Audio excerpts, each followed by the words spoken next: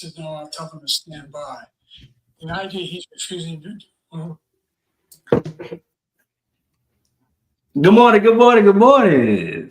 What's happening, man? Man, what's going on, man? Hey, man, listen. A lot going on in the world, bro. It's a lot going on in the world, and we here to talk about it.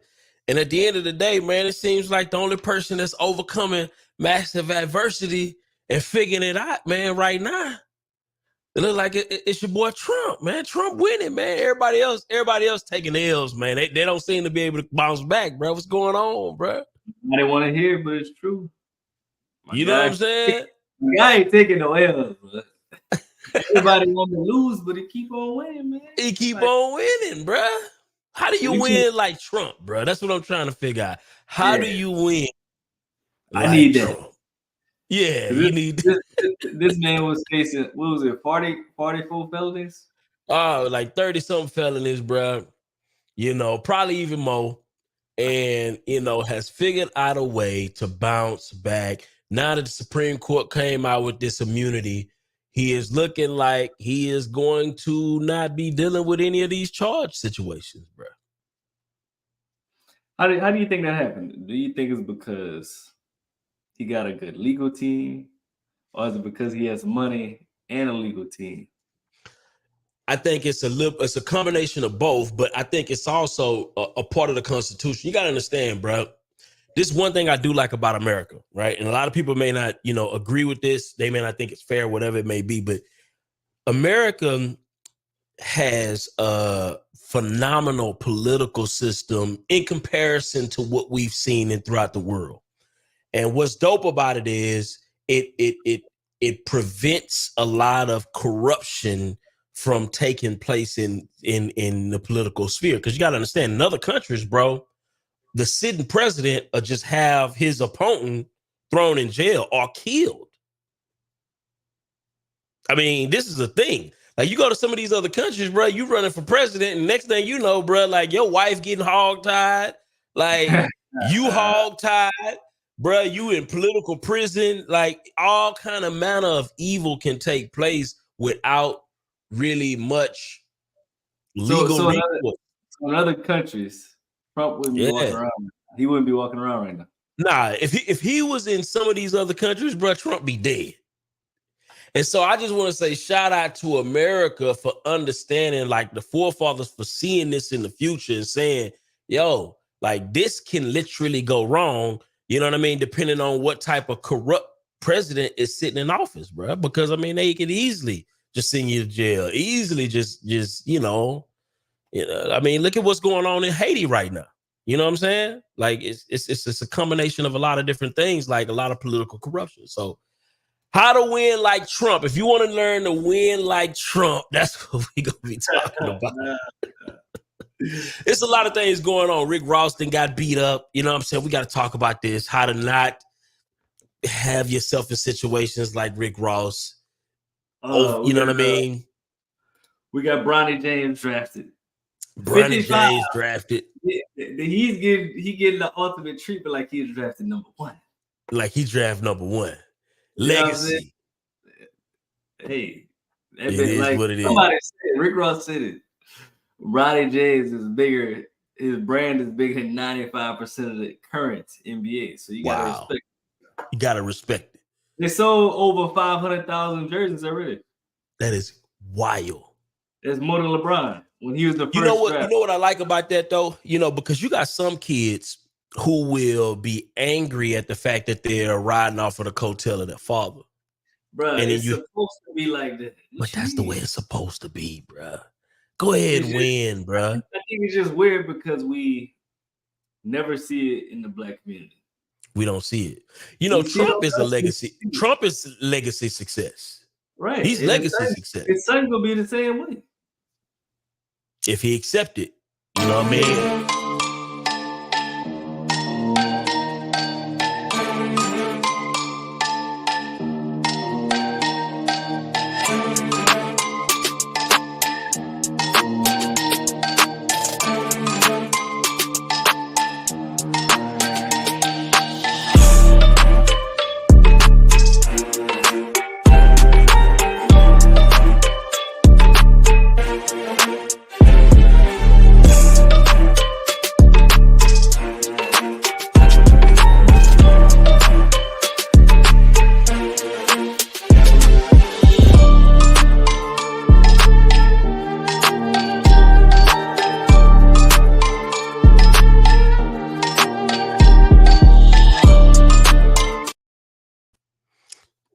indeed. Yes, indeed. We Man, back, baby. we back. Listen, man, my name is Byron, real estate investor out of Houston, Texas, primarily focused on the wholesale space, delivered creative finance, fix and flip, new construction, new to the build to rent space. Definitely excited about that. Actually, I'm not even that damn new no more, man. I feel like I'm aging gracefully in the space. Yeah. You know what I mean? But yeah, what's going on, O? Yo, what's up, everybody? Good morning. Good morning. O'Neal Parker, real estate investor, entrepreneur, contractor in Louisiana. Been investing in real estate since 2016, full-time entrepreneur 2020. I teach people how to get started in real estate business with little or no funds, leveraging your credit, leveraging your job. You can get actually started in real estate. We actually got a class about to start, new group starting on Monday. So if you're interested in that, yeah, let me know. And that's me, man. If you need any contracting services, any roofs done, framing, concrete, paint, flooring, I'm your guy, man. Hit me up.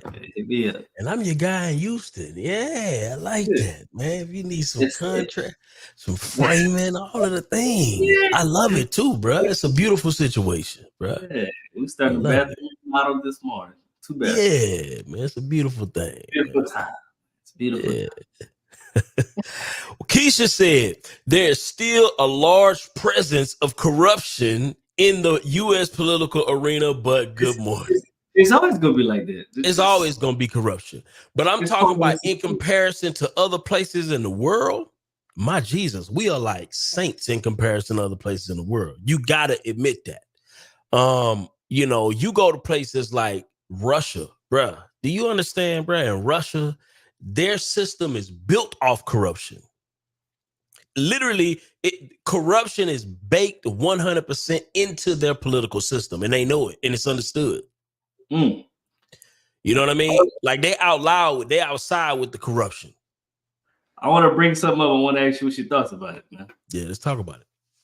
What's your thoughts about it, man? This is the current presidential race right now. You know what I'm saying? What's going on? What's happening, man? Why do you think Trump has a significant lead in the polls like this? With everything going on, I'm gonna reset it. You know what I'm saying? Just so we make sure there's, you know what I'm saying? Like, what's going on? Like, what you think that's about? I said it long time. What do y'all think this is about? Why do you believe that Trump is sitting at such a significant lead in the polls? Bruh, why do y'all believe that this is the case? It doesn't matter what this man going. I think your audio is out. Oh shit! You on mute? You get me now? You get me now? I'm good. Let's see. I don't know what happened with your audio. But anyway, why do you all believe that Trump is sitting at such a significant lead despite all of the things that he's had to overcome, right? I mean, he's had criminal charges thrown at him. He's had sexual assault allegations thrown at him. He's had all types of business lawsuits thrown at him. You know, obviously, we've heard about the storm on the Capitol that took place. He's had Fannie Willis after him in Georgia. Why do you believe Trump has been able to persevere throughout, in spite of all of these things that have come against him? I would say this because I've seen a lot of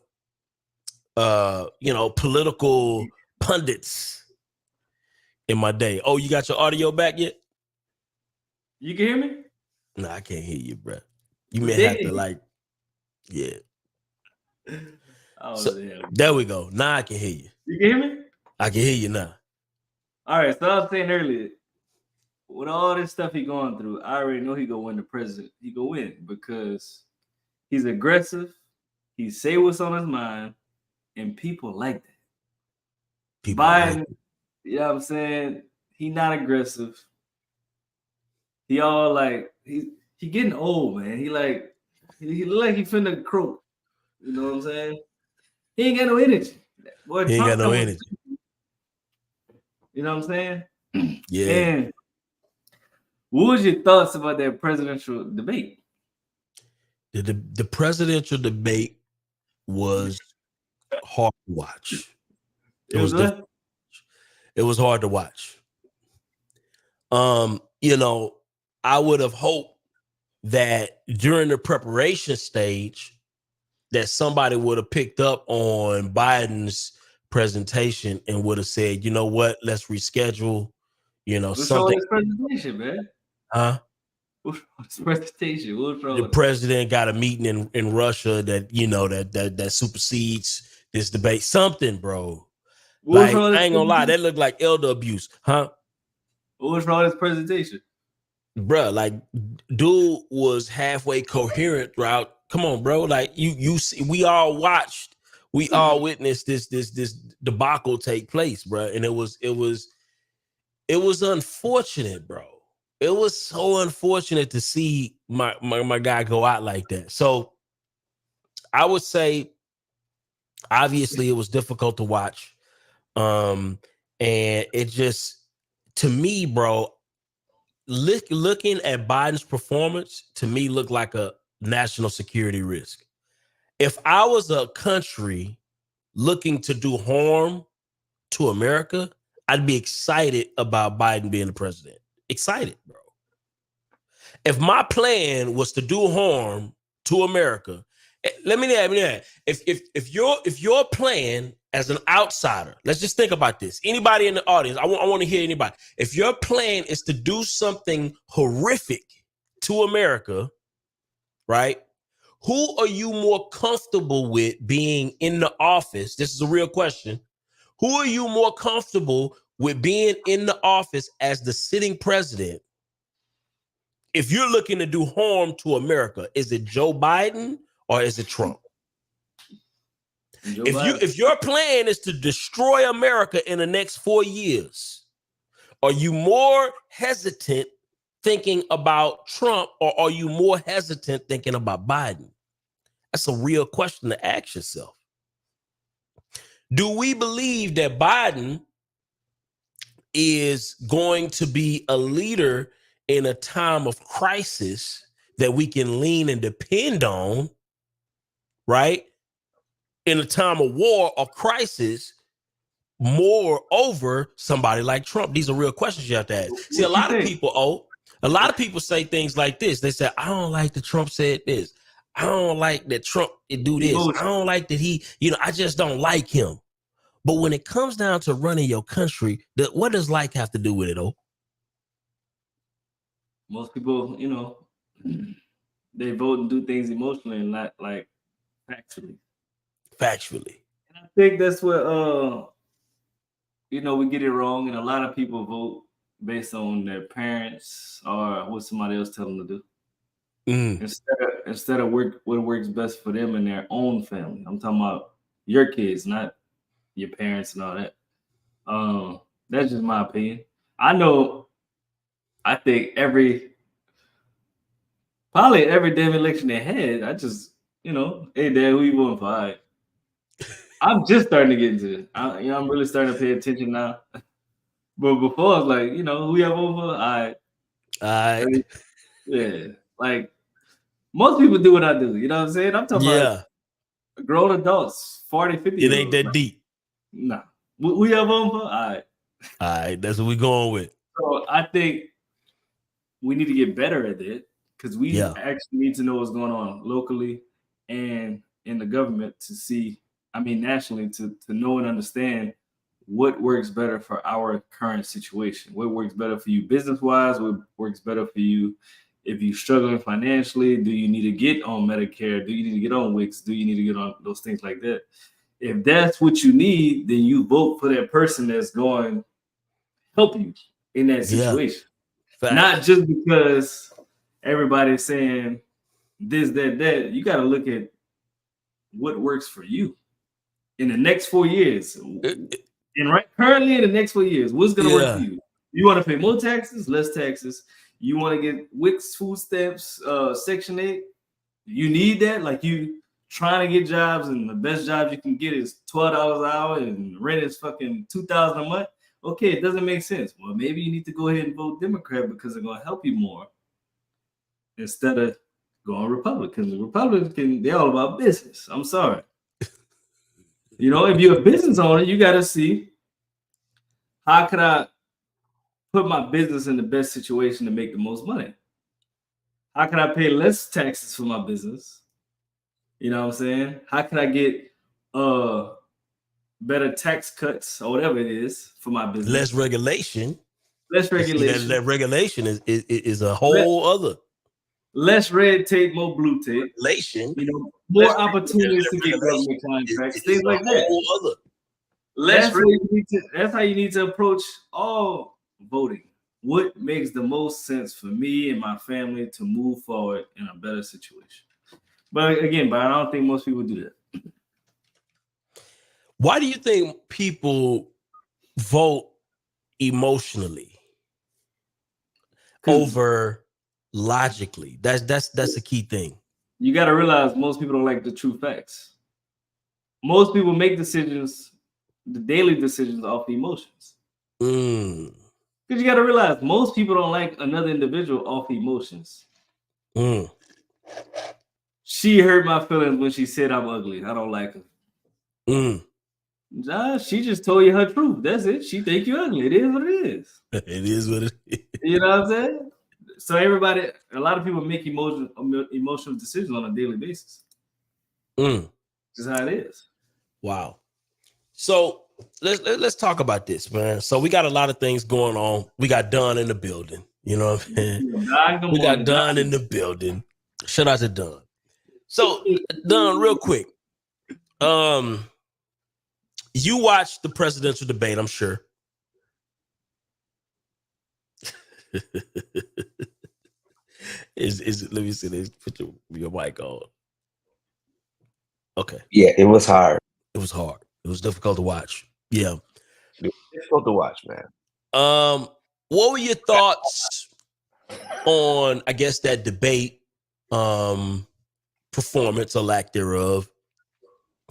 And did that bolster your confidence if you were leaning to vote for Biden, or did that kind of detract from that confidence? Well, yeah, it shook the confidence. Okay. It shook my confidence in his ability to do the job. But, I've had bad presentations. And if somebody showed up for the first time to to my presentation and said, "Oh, yeah, if that's what his business is like, yeah." And the next time I can knock it out the park, Yeah. So let's talk about this, because this is my thing, right? When I'm looking at a president, right, I'm thinking about who's going to be negotiating trade deals for the country. Oh Lord, right? You understand what I'm saying? I'm thinking who's going to go in and negotiate the best deal. I'm thinking if we're in a war situation, here's another thing, because a lot of people think war is just the fight. I'm thinking who's going to negotiate with strength, right? And at the same time, keep us out of war because their negotiation skills are set up to the point to where, they can negotiate a better deal. Who you think could better negotiate, Don? Is it Trump or Biden? Listen, I think in any situation like that, I think it's best to have a person that has a vocabulary over 10 words. That's the first thing. My God, just be like that. I think we need to avoid war a lot. Yeah. Yeah. So, there's a lot of bad things going on over there. No. We need somebody that's intelligent. We actually need somebody who can read and actually reads the briefings. There's too much evidence out there that one guy does not read. He doesn't look at the briefings. He cannot speak intelligently on foreign affairs. I mean, does he even know the names of of the world leaders without being prompted. That's kind of where I'm going with that, and that scares me more than anything else. That you have somebody there that, and I know that being president or being the head of any company, you have people around you who are advisors. Mm-hmm. But you need to be able to take that advice and weigh it and come up with a practical decision. And so I don't know anybody in this whole entire world that has never been wrong, ever.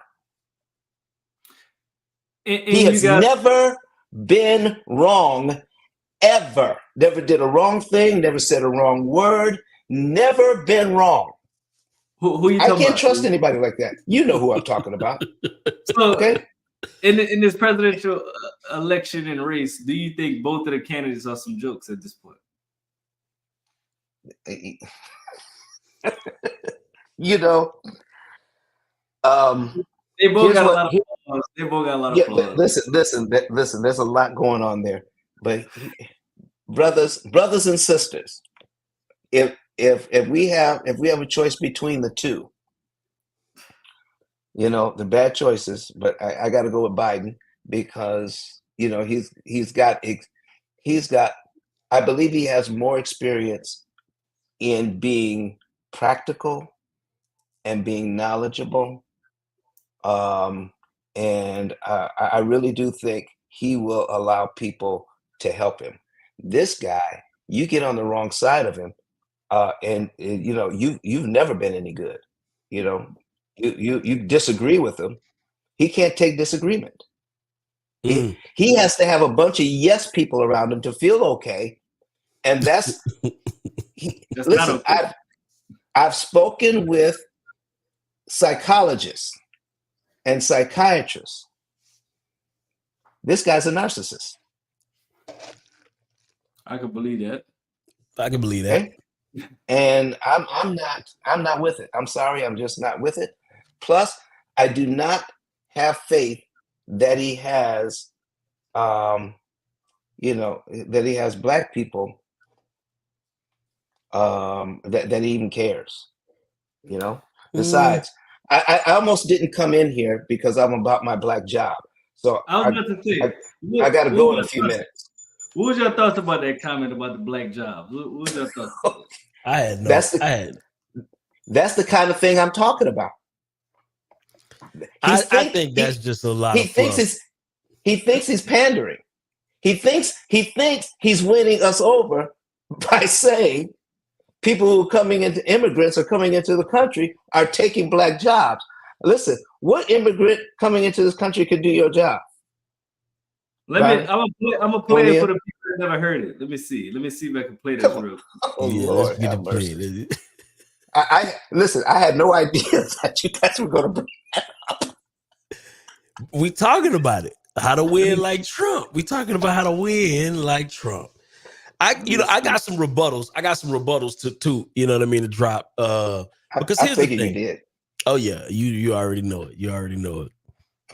Yeah, let's watch play this real quick, man. Black families and Hispanic families. He caused the inflation, and it's killing black families and Hispanic families and just about everybody. It's killing people. They can't buy groceries anymore. They can't. You look at the cost of food where it's doubled and tripled and quadrupled. They can't live. They're not living anymore.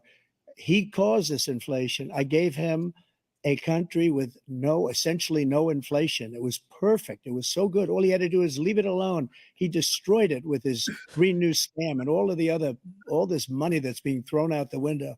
He caused inflation. As sure as you're sitting there, facial expression is crazy. Fact is that his big kill on the black people is the millions of people that he's allowed to come in through the border. They're taking black jobs now. And it could be 18, it could be 19, and even 20 million people. They're taking black jobs and they're taking Hispanic jobs. And you haven't seen it yet, but you're going to see something that's going to be the worst in our history. Thank you. President Biden? There was no inflation when I became president. You know why?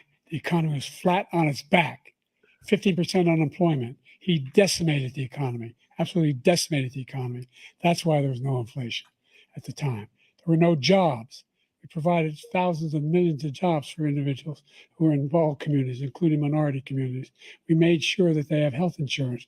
We have covered, if the ACA has increased, I made sure that they're $8,000 per person in a family to get written off for health care. But this guy wants to eliminate that. They tried 50 times. He wants to get rid of the ACA again, and they're going to try again if they win. We find ourselves in a position where the idea that we're not doing any, we put more police on the street than any administration has. He wants to cut the cops. We're providing for equity and making sure people have a shot to make it. There's a lot going on, but in inflation, he caused it by his tremendous malfeasance in the way he handled the pandemic. He caused the inflation. So what y'all thoughts when y'all see first off, what is a black job? What is a Hispanic job? So first thing they asked him about specifically, the question was about the black community specifically, right? So they were talking about black people specific issues, right? So the black job was a derivative of, them asking that specific question. So they asked about this. What you think black jobs are? That's the question. Well, let's keep it real. Black jobs are no different from any other job, but they were talking about black people at that particular time. So, I don't know what.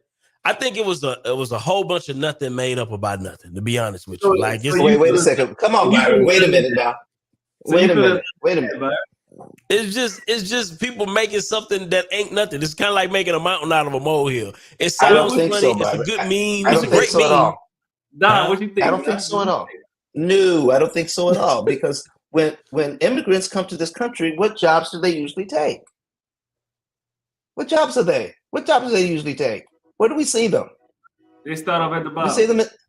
We see them in the hotels. We see. We see them on the hotel. Right. We see them doing menial jobs. Yeah. So he's saying that's how he sees black people. I'm just saying. He's taking black jobs. Okay, they're taking black jobs. How are they taking black jobs? So, listen, he wasn't thinking about the black lawyer or the black dentist. He wasn't thinking about the black person who is building affordable housing. He isn't talking about that black person. Let's do this then. Let's say, okay, let's look at the population. Let's just keep it real. Let's have an honest conversation. Yes, sir. Right. Now, if you go out and I go look in the world right now, I'm just gonna go look in the world. If I look in the world, how many lawyers will it be in comparison to people who work as a server at a restaurant? If I looked out into the world right now, right, and if I was to do a count, will it be more lawyers in the population pool, black, white, Hispanic, Asian, or will it be more servers at a restaurant if I just look right outside right now at and I did a population count? How many more servers will it be to lawyers? 9 and 10. Probably 9 and 5. Right? 10. Yeah. Right. So, it's gonna be more servers. Okay. It's the easier job. It's an easier job. So do we have more people working jobs in the general population? I don't care if it's black, white, whatever it may be, right? That are more doing things like servers opposed to people who are CEOs.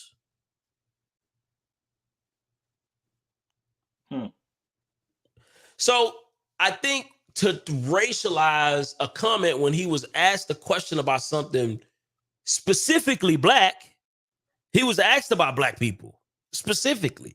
And to turn that into some racial thing, I just think it's disingenuous. But it's a great meme though. And again, why, at the end of the day, it kind of reminds me of the quote. It says, people don't care about a lie as long as it's entertaining. And if the lie is more entertainment, let's just go ahead and go with the blackjack. It's a better meme. Let's stick with it. It's a better meme. Let's go ahead and go with that. Yeah, and forget the truth. Yeah, let's just make this into something. That ain't nothing. At the end of the day, it's more people working menial jobs than it is that are Fortune 500 CEOs. That's the reason why they are the Fortune 500 throughout the entire country. Let's keep it real. That's black, white, Asian, anything. You don't have to you don't have to make this deep. So let's just keep it real. So you don't think you're tearing down the black community when he said that? Of course not. I think that I believe that Trump opened up a lot of real doors for black people in this country. Real doors that really matter. Opportunity zones. You understand what I'm saying? A lot of these accelerated depreciation, right? A lot of these tax cuts and incentives that he opened up are real opportunities for black people, not talking points. Biden, listen, I'm going to keep it real with you. Biden is going to make you feel better every day of the week. But I don't care about feel. Who's going to make me actually better is what I care about. And I think that, when you look at it from that particular lens, we have to be honest. I don't feel comfortable with Biden negotiating a trade deal on my behalf. I do not feel comfortable with Biden in his present state negotiating with Putin about whether or not we're going to go to war or not. I do not feel confident with him having that conversation. Of course, yes, we have advisors. Yes, we have cabinets.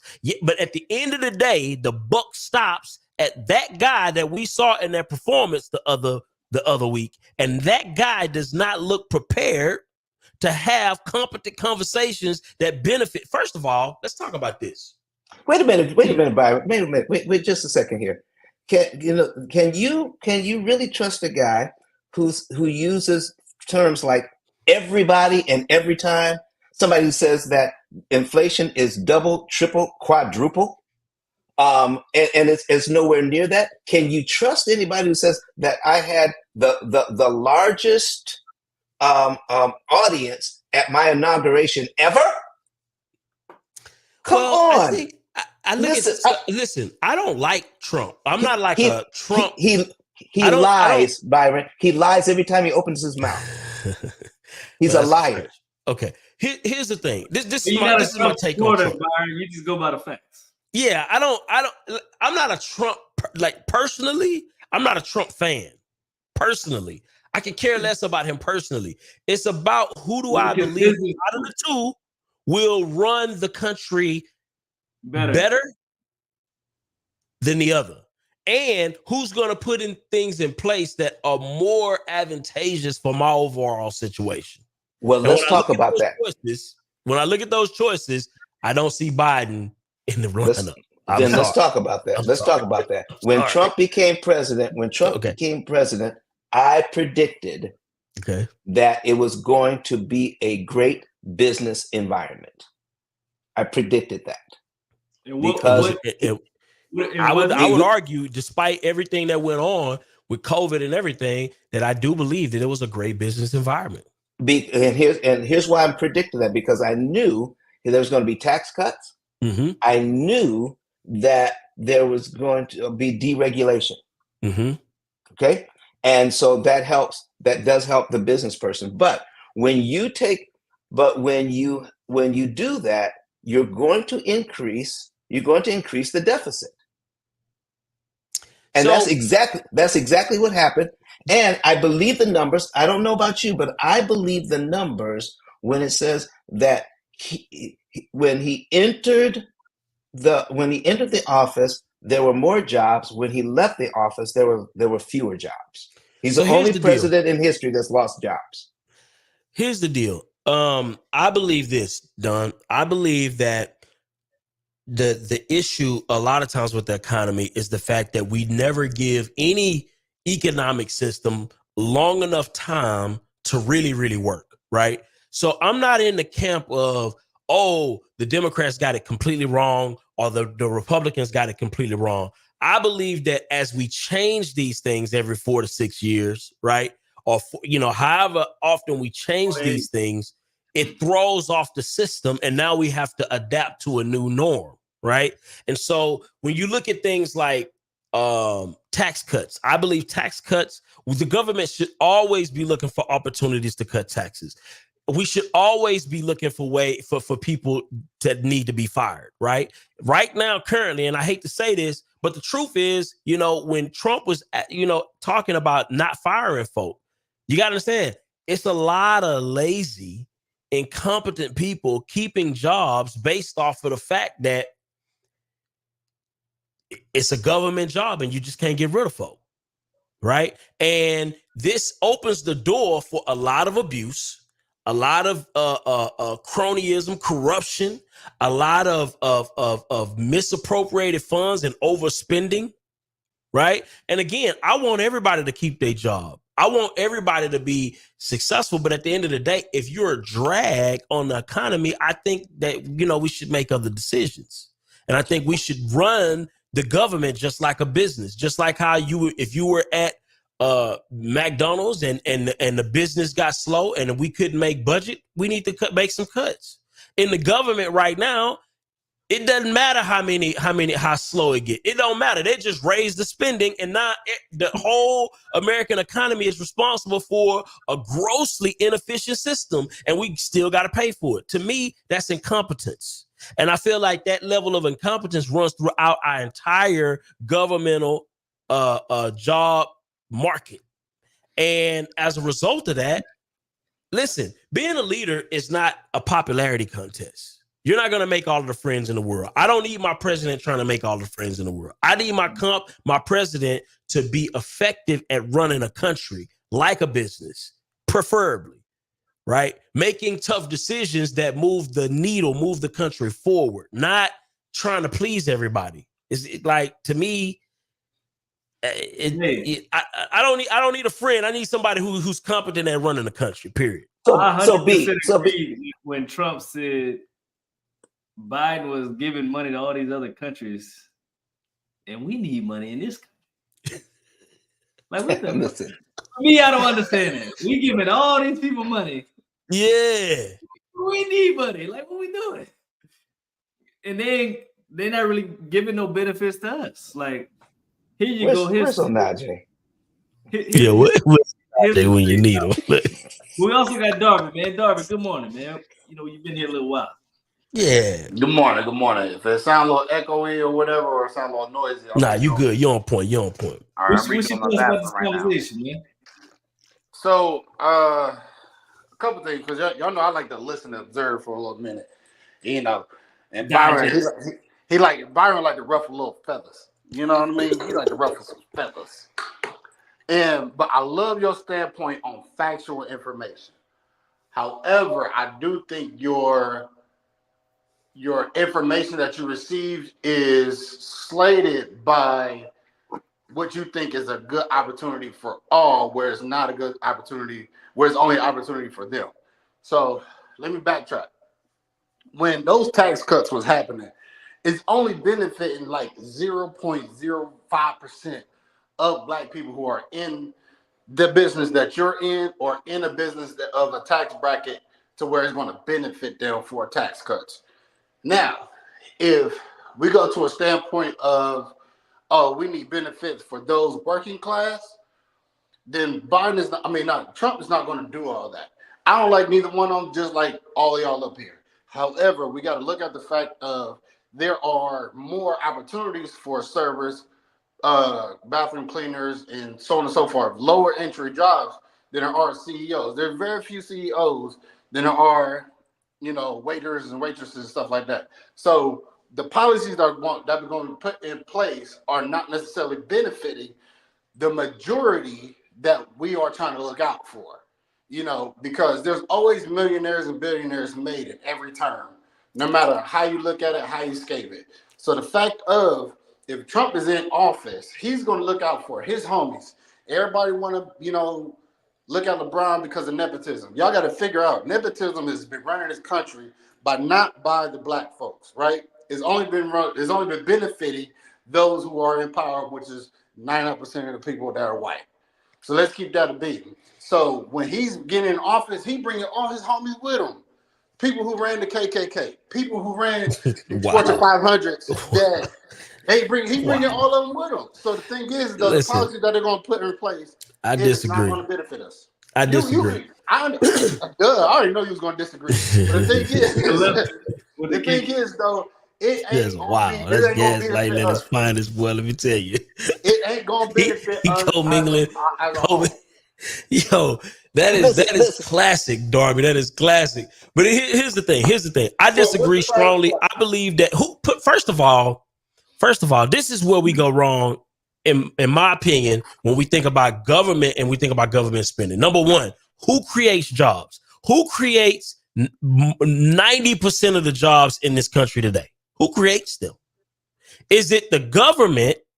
Or is it people like myself? Is it people like O'Neal, Dunn? Who creates the jobs? Entrepreneurs. Entrepreneurs create the jobs. So raising taxes, right, and thinking that this is a viable strategy, or thinking that first of all, you're not going, 9 times out of 10, you're not going to hurt me regardless. I'm going to figure it out. Me personally, I'm going to figure it out whether it's Biden in the office. I'm going to figure it out whether it's Trump, Obama. It don't matter who in the office. I'm going to figure it out because my profit depends on my ability to figure it out. So let's just put that on the table. That's why you hire tax strategists. You always hire them because there's always a workaround. It's always a workaround. We just got to figure out the workaround. But hold on. Let me make this point. The point that raise the taxes, but the thing is, though, I understand, but I disagree. But there's always a workaround. That's why you hire tax strategists. But go ahead. Absolutely. So here's my point, though. My point is the government a lot of people think that government spending more money or the government cutting certain taxes is going to automatically directly affect their ability to create new roads. Things that are practical. They're thinking in their mind, oh, we're going to be able to help people with healthcare. Let me tell you what happens with a lot of that money. A lot of that money gets stuck in bureaucrats. A lot of that money gets stuck in bloated salaries or people who ain't even really working like talking about, but still collecting a paycheck for doing a bunch of nothing. Right. But just do yourself a favor. Do yourself a favor and go down to your city and try to build a house. And you go look at the incompetence that runs those industries. How many people you got to talk to just to get one answer to a question that could have been answered by one person, but instead they got 50 departments to answer one fucking question. That to me is what you call functional incompetence. And that's where your money go. That's where your money go. When they raise taxes, they will hire one more person so you can go down there to go build a house and go talk to 5 other people just to answer one fucking question. That's where your money go. Whenever they talk about giving it to childcare, it don't go to the children. No, it goes to that other person that you got to pick up. You got to sit on hold and wait for them to answer your one fucking question. You could be on the phone. Let me explain something to you. You got out to the DMV to get your do that one day. Yeah, you go. Listen, going and getting your driver's license renewed can be a whole day affair. That could be a full day's work just to get your license renewed. And y'all think that them raising taxes is gonna help you? No, they're just gonna hire another person for you to have to deal with. Right? They're not gonna fix the system. It's not gonna it's never benefited. Help me understand this, Don. Help me understand this. So okay. I'm confused. Okay, listen. If you cut taxes somewhere, somebody else is gonna pay them. Okay, so yeah. Listen, you're going to put it on the backs of the working people. I mean, the people who are driving the economy, the people who are working for us. Those are hopefully it opens the doors for more entrepreneurs to create opportunities for more jobs, because entrepreneurs create jobs, not government. Government don't create jobs. I totally agree with you there. But here's what I'm trying to say, and we cannot forget this. All right, the jobs that Trump is creating around himself, some of those people go to jail. They're going to jail. And listen, and where there's smoke, there's fire. There's something wrong there, Byron, when the people that work for you, all right, and you can have plausible deniability. I didn't say that. I didn't tell him to do that, but that guy's in trouble. He's going to jail. I think Trump is a disruptor. I believe Trump is a disruptor. And I believe that when you disrupt corruption, you have consequences to pay. I believe he is corruption. But here's the thing. Okay, hold on. Hold on. Let me get this off. Let me get this off. Hold on, wait. Anytime there's a disruptor, right, in any industry, right, that is going to ruffle feathers. Trump literally said that he was going to go and drain the swamp. Draining the swamp means that draining the swamp means I am finna go in here and I'm finna try to fix some stuff, and I'm finna piss a lot of people off. I'm finna make a lot of enemies. I'm finna expose a lot of corruption. I'm finna expose a lot of bad actors. Right now, let's think about this. Hold on 1 second. Let's think about this. Anytime you've been in a situation, let's look at a job situation. Let's look at your job situation. You know that these people are trash. You know that these people are sleeping on the dime. These people are not doing the work, right? If you go in there and expose them for that, are they going to be happy with you? If you go in and try to go and try to make this company a better company as a result of you working harder, a lot of times, does this make you the most popular person in the room, or does it make you the hated person in the room? Let's be honest. I don't know. They hated Deion Sanders for it. Are you trying to describe Trump? Are you describing Trump? No, what I'm saying is a lot of times when you are a disruptor, right, and you expose corruption, you expose things, you're gonna have people coming at you because they don't want whatever little honey hole that they've created for themselves to be disrupted. This is what usually happens. So anytime I see, people coming at you just randomly in all these weird cases, I'm gonna automatically raise the red flag of this could be corruption fighting to not be exposed. And how does that apply to Trump? Maybe he's ruffling some feathers. Trump don't need nobody. He got money. He don't need to play the game. See, that's classic. I'm just asking a question, and then you want people to take that as fact. No, I'm just saying. What if that's the fact? That's all I'm saying. That's what I'm saying. What if it is? What if it is? I don't know. Listen, I'm not a Trump fan. I'm not a Trump fan. I'm not a Biden fan. I'm not either of a fan. I just look at the situation as what is going to benefit this country right now with what we presently got. What's going to benefit us the most? That's all I care about. What was you saying, Darby? I was saying though, I 100% agree with you, but not with the person that is doing the draining, right? Okay, so let's take the Deion Sanders effect, right? Deion Sanders basically went to Colorado and drained the swamp, to that metaphor, but he brought quality with it to rebuild it. Now he ruffled some feathers, pissed a lot of people off, but he told them what he was doing, right?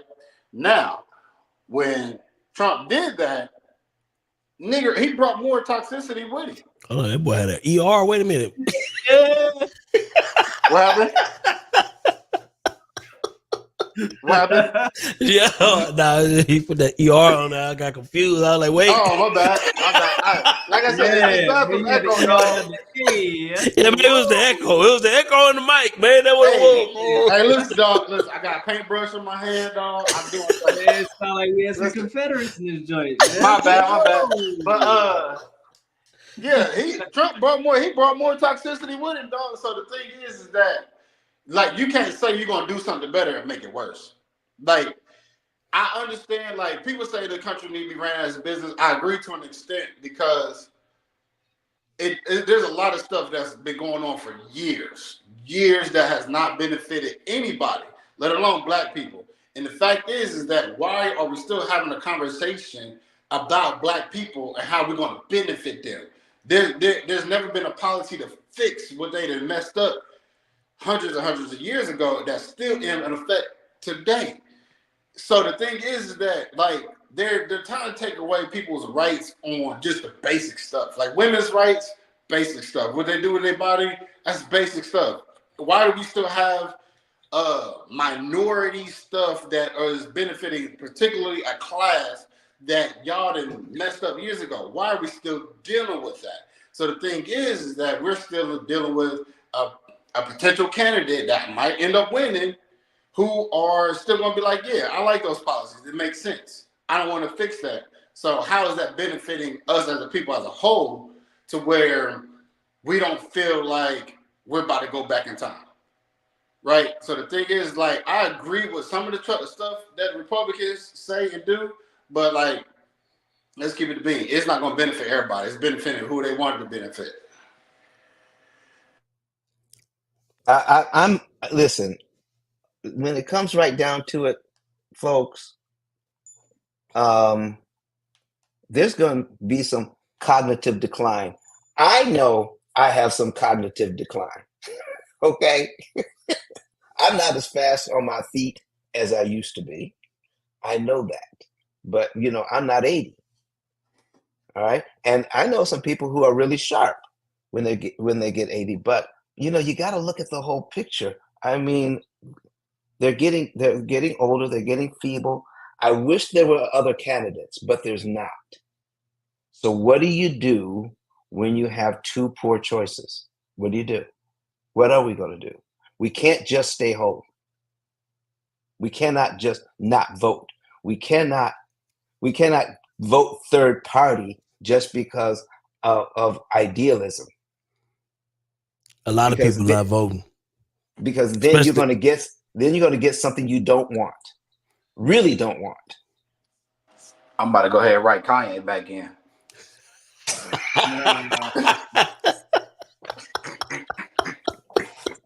Kanye for president, yo, that is a wild. That's wild. Yeah, Tell me this, O. Tell me this, O. Let's look at this logistically real quick. Get out and vote. Get out and vote. I got a question for O real quick. O, tell me this. All right. So you've looked, who would you rather negotiating? Who would you rather negotiating the trade deals with China if you're looking to benefit America? If you looked at that debate last week out of Biden and Trump, who you want to negotiate a trade deal? I'm gonna go with Trump, man. I'm gonna go with, he's a better businessman than Biden. Is just like, Yo.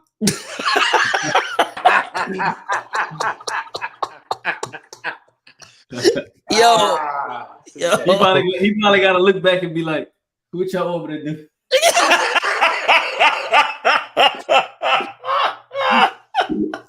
I'm not sure I understand. What are you guys over there?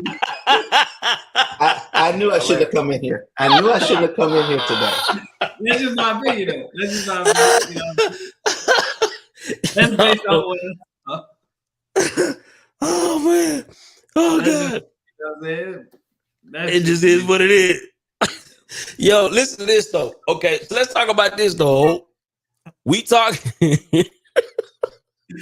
Am I true? Am I right now? These guys, listen. Oh, these guys don't do the negotiating anyhow.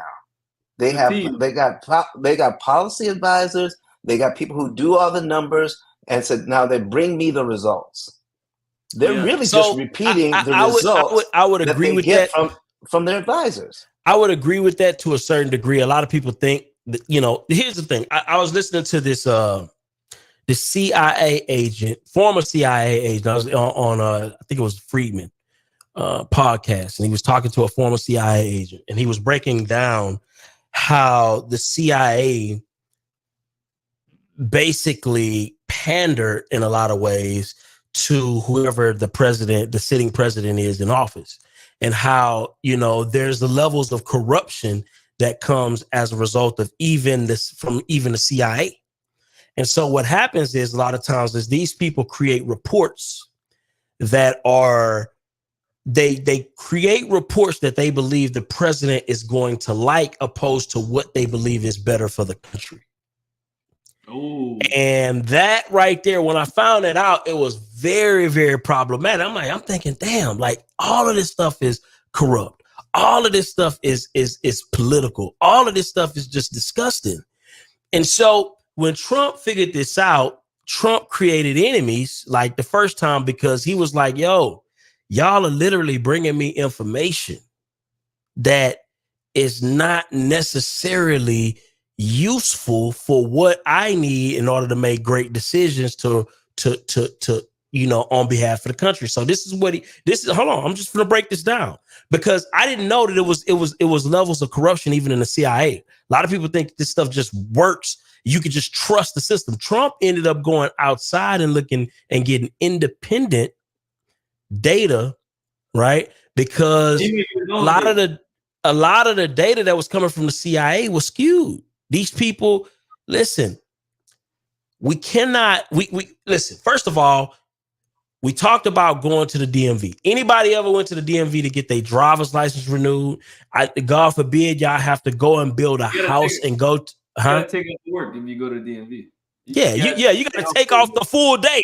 Yeah. Just to get this done. This should be something as simple as you going on your iPhone, taking you a picture, right? Doing a couple of, if Apple was in control of you renewing your driver's license, do you think that it would be a better process? We actually got kiosks here in North Carolina to renew your license. But I'm in general. In general, if Apple was involved in you getting your driver's license renewed, do you believe that it'd be a faster, easier, and simpler process for you? It would be, Byron, but you got to realize it's going to cut a lot of jobs. All jobs ain't needed. Hey, some people listen. Don't care about if it's gonna make it efficient. He don't care about how many people. Because here's the thing: a lot of people think. Listen. No, hold on. A lot of people think losing jobs is a bad thing. I think losing jobs for efficiency is a great thing because that allows somebody to get a new job somewhere that helps us move further faster. Listen, I agree. I wholeheartedly agree with what you said about how long it take to get information down from the county and stuff like that to build a house. I 100% and 10% agree. I don't have the answer for that, and neither does Trump. So the thing is that we just need better training, better systems and processes, and who knows where these damn tax dollars is going. Man, they're going to the same people who are creating more bureaucracy and more headaches for you to have to deal with. They're not going to the people. It's either going to that and it's going to their pockets. Yeah, and some of them just skimming off the top. Little potholes from 10 years ago. Come on, man. Them dollars don't be going to them potholes. Them dollars be going to somebody's pocket. Exactly. That Trump. Listen, and what's crazy about it?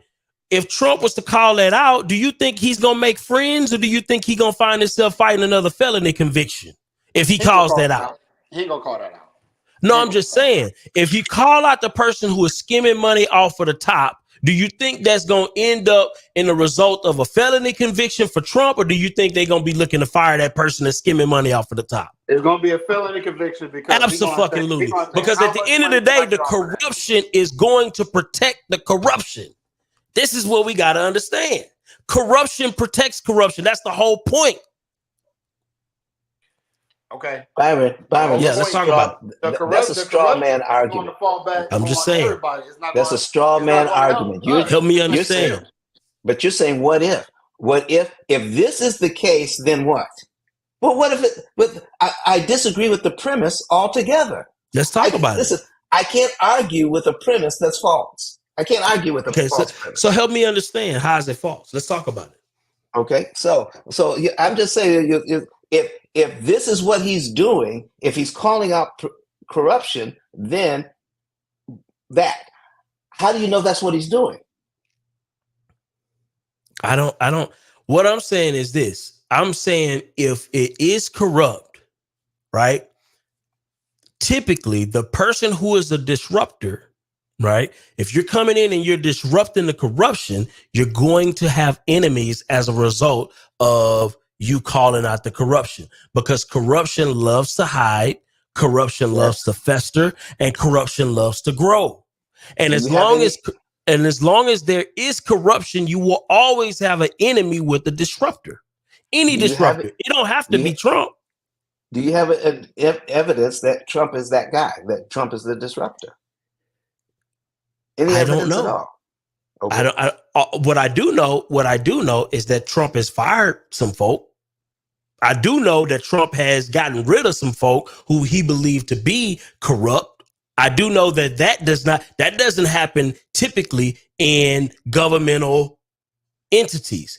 People are rarely fired unless you get caught with your hand under somebody's dress, right? Or you get caught in some weird, extremely bad situation. You're not getting fired from these government jobs. Let's keep it real. These people are lifers. These people are lifers. All it takes is for you to disagree with Trump to get fired. That's all. Disagree with him. You're done. You're done. If you are not in his camp, you're done. If you speak out against him, listen, you got all the very politicians that are in the Republican Party, they speak out against him, and then he tries to ruin them. And then they come crawling back. And so now he's a good guy. Yesterday was a bad guy. Today's a good guy. Now he's a bad guy again because he disagreed with me again. So listen, I can't listen. I get whiplash. I get whiplash. I'm not a Trump. Listen, I am not a Trump fan. I'm not a Trump fan. I don't listen. Trump says and does crazy. Huh? You gotta clean that up real quick, huh? Yeah, well, it ain't even that. It's just that I'm not a Trump fan. I agree that he says and does crazy things, right? When I'm looking at the candidates, you see what I'm saying? I'm looking at that debate performance last week. My practical side is saying that somebody just don't look like they fit to do the job. Listen, I hope he's he just does. a better candidate in the situation. He looked better the next day. I liked him. I liked him at the when he did the State of the Union address. Did you see his State of the Union? You talking about Biden? Yeah, Biden's State of the Union. Union. He read that real good. He probably need to take honestly probably a 30-day break just to get his health together, everything together, and come back. Hey, listen. What's crazy is, have you seen the difference between him when he was like with Obama and what he looked like now, bro? That's night and day, bro. Yeah, Night and day. Night and day. It's night and day. Oh my God, dog! This boy aged like it was yesterday. And Obama's but he's a stutterer. He's a stutterer. Oh yeah, we know for a fact, Don. Yeah, we do know. We actually do know. Yeah. We do know. That crime bill of war against drugs. He was not stuttering then. What was that? That crime bill. Biden wasn't stuttering when he was putting out that crime bill. No stuttering. He was not stuttering when he was trying to send black folks to jail on mass. Yo, it was no stuttering. Let me explain something to you. It came out clear, huh? Yeah, it was real crystal clear. But the thing is, though, listen, we got two people that's on the verge of death. If Trump eat one more damn hamburger from McDonald's, it's over with. Heart attack. He might have a heart attack. Going on. The time they taking shots of him neck up, but if y'all see that boy from neck down, he's a walrus.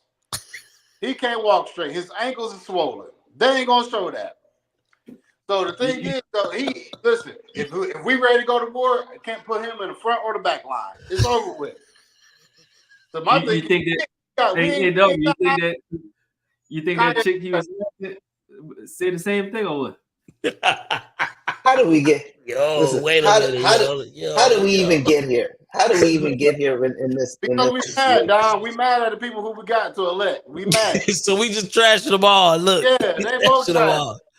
Oh God, that is hilarious, bro. That is hilarious. Politics aside and all that, man, we pissed off because we arguing about two people we don't like. What's the logic in that? Well, here's the thing. All politics is local. So here's the thing. Here's a great example. Here's a great opportunity for all of us here. No matter where you are, no matter where you live, get involved, read, and understand the issues. Because you asked the question before, Byron. You asked the question before about how are we all going to relate to this this election. Well, we vote emotionally, because we don't understand the issues. Mm. It behooves us to understand the issues, get in there and read. And I understand that some of this stuff is really long and really boring, but you got to get in there. And because we have AI now, we can have AI break some of that stuff down and say, here, listen, pull this in. Listen, this bill is 900 pages. Summarize it for me so that an 8-year-old can understand it. You got AI that can help you to do that now. There's no reason not to understand the issues. But I got to push back against that, though, because, yes, we can make it easier. We got to keep it real. How many people are actually going to do that? We need to do that, though. You got to realize, though, we got opportunities to make more money every day. Who actually takes the time out to learn how to make more money every day? Nobody. So, you know what I'm saying? O'Neal ain't lying. Hold on, if you're not gonna take the time out to figure out how to make more money, why would you take the time out to figure out what's going on? People take more time out to complain about struggling than they do about figuring out a way to get out of the struggle. That's a fact. Figure out People do more complaining about their struggling situation than they do about figuring out a way to make more money to get out of the struggle. I got a coworker. If I lied, I'm done. I got a coworker. We terrible no matter what. We like entertainment more than we like to do education. So it is what it is. That ain't never gonna change. So who you speaking to right now is probably 1% of America. Well, they actually care and want to vote and try to better themselves and enrich themselves. Like I used to have coworkers who used to complain all the time, like, who y'all vote for? I ain't vote for nobody. I was like, well, that's stupid. I said, you can't talk to me because your points is mute. If you didn't make a decision about it, why are you talking about it now? They just we got the God in the building, man. What's going on, my guy? Peace, man. Listen, this is a travesty of the American political system, right? Both of these candidates need to step down. We look stupid on the world stage. We talking about 34 felonies versus cognitive decline. This is ridiculous that we even considering this, right? And it really don't make no sense that one of us on this stage is not running for office. One of us need to be running for some type of office in our district, right? One of us should be in some type of political power because there's no reason that octogenarians should be the ones running political offices at this day and time when you have all of these able-bodied men. It's 350 million people in America, and you telling us that these are the only people that can do it. Wow. That is ridiculous. That is ridiculous. We need to wake the hell up, and we need to get out here and put our best foot forward. Us as Generation X and millennials, we should be ashamed of ourselves. Wow. It's a good point. He ain't wrong. It's a good point. Hey, can I ask y'all a quick question, though? Yeah, let's do it. All jokes aside, who's going to be Trump's VP? That's a great question. What happened to Pence? Them niggas don't like each other? I don't know. It might be Biden. Listen, with this Supreme Court decision, Trump being in that office, he will never let go of power. Never let go of power with absolute immunity. Yeah, I think you're not wrong. He's trying to figure that out. He's trying to figure that out because if he don't win this election, it's over for him. Well, I think your mic is muted, Don. We should be talking about that Supreme Court decision. Yeah, from yesterday. That's what we should be talking about. Lord have mercy. That's some crazy. Listen, and I don't curse, but that's some crazy. You know what? So here's the thing. I feel two ways on this though, and I want to get y'all opinion on it. One side of me is saying, okay, let's look at Nelson Mandela, right? Nelson Mandela. I don't know if you guys know the story of Nelson Mandela, but Nelson Mandela was a political prisoner, but the people wanted him to be the president, and the apartheid government at that time had him jailed, and he was the people's champ. And so, anytime there's quote unquote a disruptor or anybody who kind of upsets the way of things working, it's always easier for the the person in power to just use some level of corruption to put somebody in jail. And that's what they did to Nelson Mandela. You know what I mean? And that man suffered tremendously before he was able to, to take his rightful place. And so, and that was just strictly based off of his sheer will. Some people would have broken, right? And so listen, I'm on both sides of this, but I want to know what's y'all's thoughts on a political system where the incumbent president can utilize their power, to silence their opposition. Are you comfortable living in a country that will allow that? Or on the other side, are you more comfortable with the other side of that, where they can go after their people politically and send them to jail? What's your thoughts on that? Yeah, well, listen, Byron, when it is clear, and I try to stay clear of, jumping on a bandwagon. Mm-hmm. But that decision yesterday was politically motivated. How in the world do you give somebody immunity? Because if you say it in this office to one of the government employees, that's covered. You can get immunity for that no matter what you say. And we can't even look at the motive. We can't even talk about why you were doing it. It's just the fact that you were doing it. That's immune. And if it was a different president, it would have gone a different way. That's what's disconcerting to me.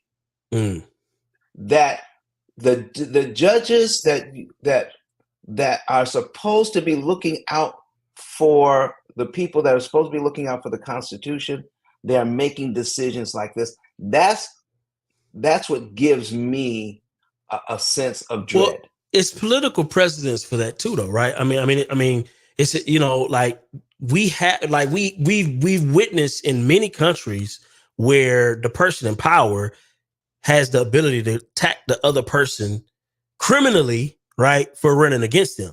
Do we want to live in a country where, let's say, if Obama is running against whoever the sitting president is, and all of a sudden Obama is looking at criminal charges, right, in the middle of an election? Do we want to live in a country like that? That's the bigger question.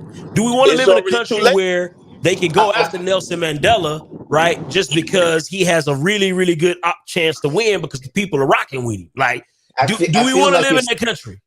I feel like you're setting me up, Byron. I'm just saying, do you want to live in a country where we can send Nelson Mandela to jail, right, because he's popular amongst the people and the people feel like he has their best interest at heart? No, Byron, I do not want to live in that country, and that ain't Trump. Okay? I'm not saying it's not a Trump thing, but I'm looking. Okay. Listen. It ain't about Trump. It's about the overall picture. Like, we got to look at these things outside of Trump, outside of Biden, outside of just what we personally feel, because they can cloud our vision. We want to look at it like, what do we feel is best for the country as a whole in terms of corruption, in terms of stopping corruption, right? Because obviously most people would agree that what they tried to do to Nelson Mandela was absolute corruption at its finest. Yes. Yeah. Okay. So do we want to live in a country that allows for that level of corruption? No, we don't need that. No, we don't want that. We want to be able to live up to, our creed, that we believe in free speech. We believe in the right to protest. But we don't want to get to the point where we're going to manipulate the laws so it looks like we're doing a good thing so that we can silence our opponents. It's already too late. I'm gonna be honest with you. The die is already cast. Donald Trump is talking about retribution. Lindsey Graham is talking about retribution. It's gonna be a shit show. Sorry for using a foul language, but it's really gonna be crazy henceforth when it comes to people in that office, right? The Republicans, if it's a Democrat in office, they're gonna try to prosecute them. And if the Republican is in office, they're going to try to prosecute him from the Democrat side. And that's Look, just the future of America. That's how it's going to be from now on. let me ask this question. If Trump is president, now he's term limited. Do you think he's going to try to get around that to stay in office? We got a great political system here in America that will never allow it. And I didn't say that. I'm not saying that. I know it will not allow it. I'm saying, what do you think he'll try to get around it? I don't think so. And even if he did, it doesn't matter, because the same Supreme Court that upheld that immunity will be the same Supreme Court that will knock it down. But Lady B has a great question. She says, why are politicians being arrested for sex trafficking? Why are celebrities getting arrested for sex trafficking? Why all of a sudden since Trump was in office, do we even know these people's business? Now, I would say this, right? One thing I do think about Trump is that a lot of things did get exposed. I'm not necessarily saying that there's a correlation, but I'm just saying that for whatever reason, it was a lot of exposure. A lot of, what's your thoughts on that? Are you saying it had something to do with TD Jakes? What are you saying? Whoa. What are you saying? Whoa, TD Jakes. What are you saying? What you thoughts about that though? Hey, rewind that. What? TD Jakes and whoa. Yeah, what are you saying? I mean, I'm just asking a question. You think that's true? What you think? You think TD Jakes out here playing, man? Listen, I'm just asking a question. I'm just asking a question because you said a lot of things are getting exposed. Do you think that Trump has something to do with that? That all these things I don't listen. That's just too far fetched for me. No. Okay. I don't think TD Jakes just did what he did. Listen, I'm not even I don't know anything about TD Jakes. I'm just saying that I know that it was in the news. You mentioned that things are being exposed, sex trafficking, talking about that. I'm just saying, are you trying to say that this has something to do with that? That's all I'm asking. I'm just asking a question. Yeah, just asking a question. Put the question in there. I just felt like we need to put sounding very QAnon-ish right now. Saying. A lot of exposure. I'm just saying. So here's the thing. We got there's some other things going on in the news. I want to get you guys' take on. Let's talk about LeBron and his son, man. Let's talk about this BET Awards, the culture. Let's talk about it. Let's go ahead and kick it off, Kick it off, What's your thoughts about that, man? I think, Bronny James got drafted 55. And he's the biggest highlight of the whole draft. We ain't talking about the first round pick, the second round pick. You know what I'm saying? Because they're from France. They're from France. That's why. Listen. All right. Well, who's the third pick? They got drowned out because they didn't like to see LeBron win. It's a lot of LeBron haters out there.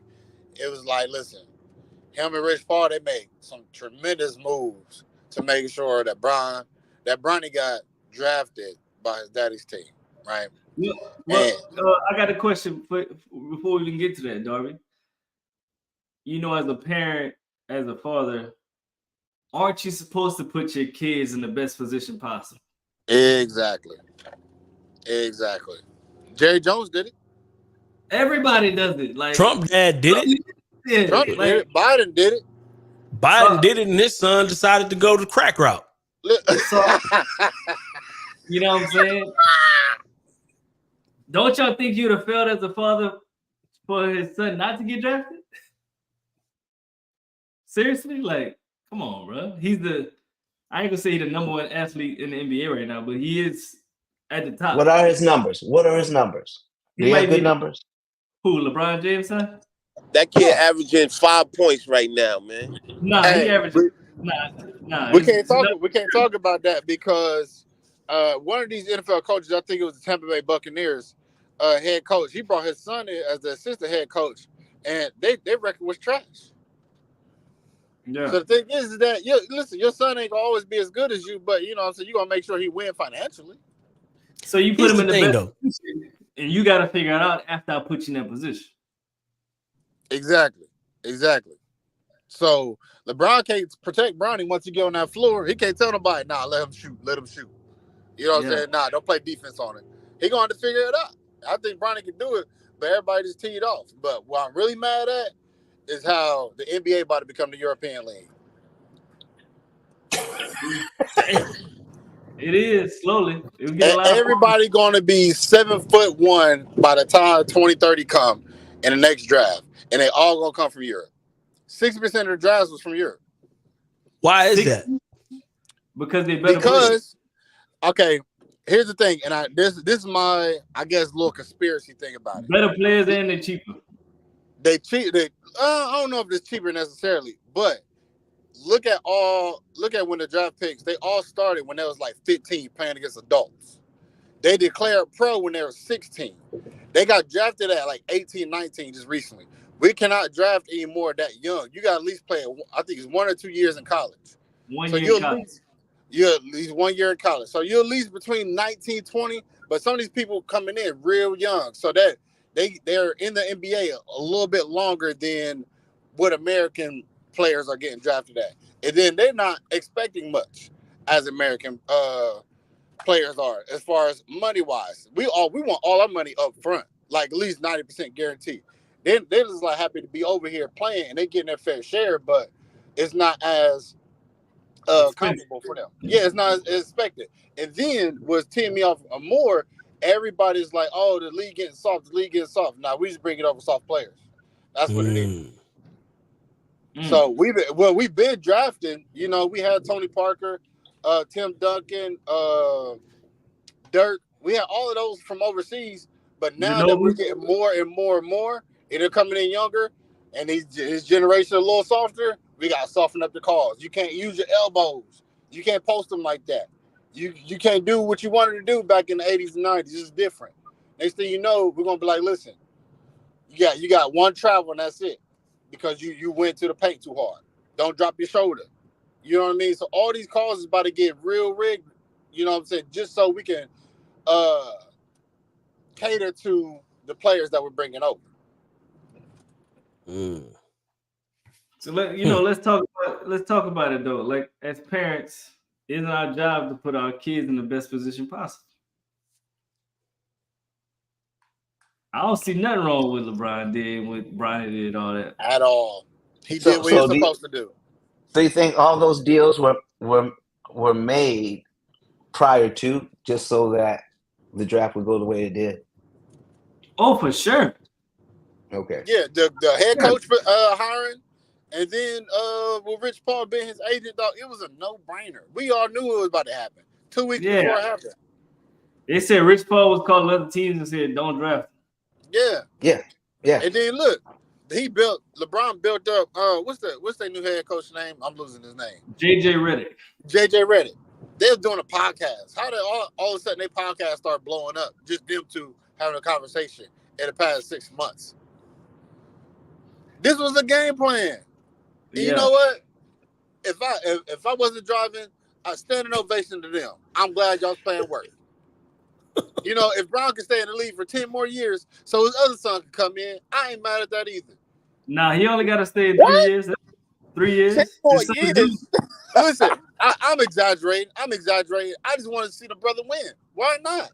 But you got to realize, I think he will stay for his other son because he just signed another 3-year deal.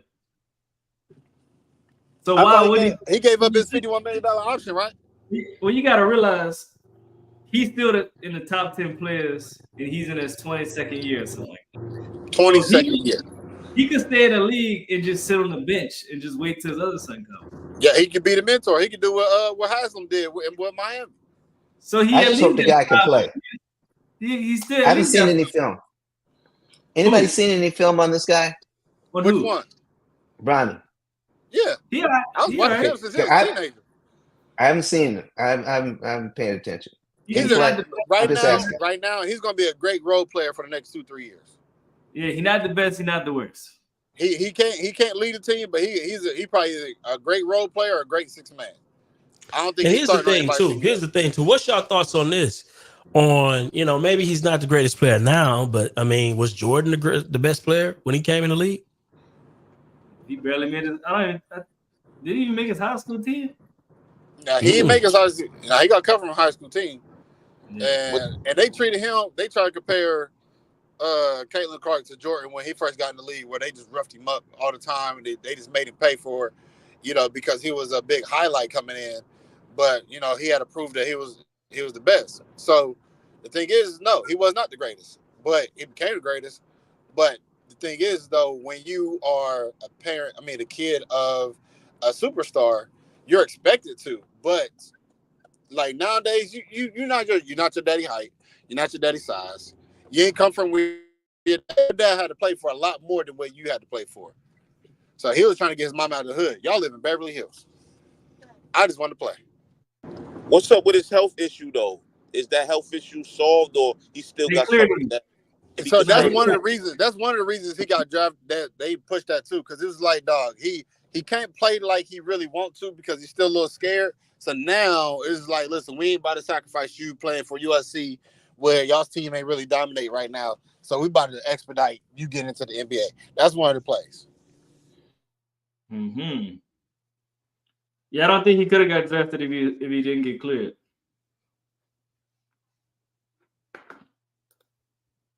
But based on this, you know, all this situation, you know, as fathers, you know, we all men here. Should we get in the best position in our company? If you got a company, you know, in your business, shouldn't you put your business in the best situation you can be in? Shouldn't you, you know, if you have a job, shouldn't you be at the highest level you can at your job to put your kids in a position to win when they get 17, 18, 19? Because you got to realize a lot of fathers don't get that opportunity, or a lot of parents don't get the opportunity to put their kids in a good position when they get out of high school, college, etc. Because they have no leg, putting in the work. They have no leg to stand on at their job. Because they're not the best employee. They barely go. They call in to work. They show up late. So that's what I want to talk about when it comes to this whole situation. Well, as long as they're putting in the work. You can't pass down a W-2. No, but you can't pass out a W-2. But if you have a decent one, you can put your kid in position to get a job then. Yeah, you can. But it's just like I said, most people are not good employees, so they're not going to take that into consideration anyway. You're not wrong. So listen, I'm Team King James all the time, because I was like, listen, brother, listen, if I was his wife, I'm proud mama. Because listen, everybody taking care of baby girl. She sit back. She probably gonna run his whole business 10, 12 years from now. Who that? LeBron's daughter. She gonna run the whole operation. She's smart like that, bruh. Listen, they set her up for greatness. That little girl's bright. She got her own YouTube channel. Her and her mom doing the thing. The wife has got her own podcast. Is blowing up. Like LeBron is setting them up for a dynasty, and I ain't mad at them at all. You know what I'm saying? Use every bit of nepotism you got, because he's benefiting everybody. You know, he got a school out in Akron. Like, he's an unselfish man. But just like with Brian, he's building houses. Your kids, when you have kids, they're gonna come up and want to. Hopefully, they'll build it, or they'll run it, or they'll take the money and invest it. But I know damn well Brian's like, listen, y'all gonna do something. I ain't worked this hard for nothing. O'Neal gonna do the same thing, and I'm gonna do the same damn thing with my kid. I tell her every time, listen, you selling something, some ice cream, some lemonade this summer, because you're gonna just have some entrepreneurism in you somewhere. You just gotta figure it out. We're gonna figure it out together. So let me ask you this, Darby. So what are you doing now to benefit your kids later? Or your kid? You got one kid, right? Yeah, I got one kid. I got an 11-year-old daughter. Just dropped her off. So what you do now so your daughter is in a good position 7 years from now? So she definitely go to these properties with me. We have conversations about real estate all the time.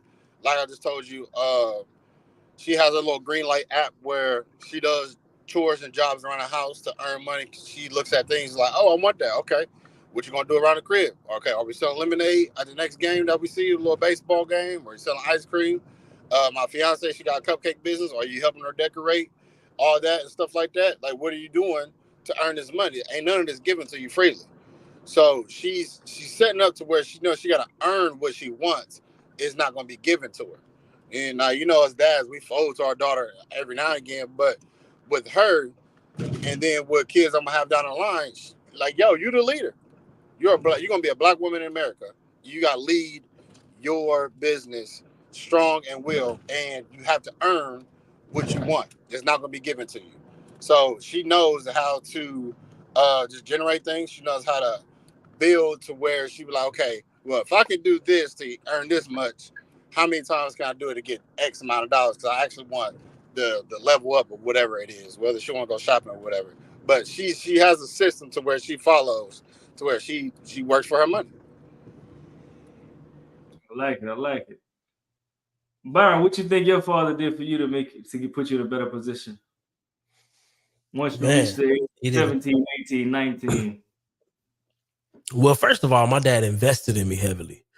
Anytime I needed, whatever venture I was looking to get into, my dad was the first to make the investment, whether it pissed my mom off or not. So I would say that he always invested in my ventures, business ventures, whatever it may be. And my dad always, he stayed consistent.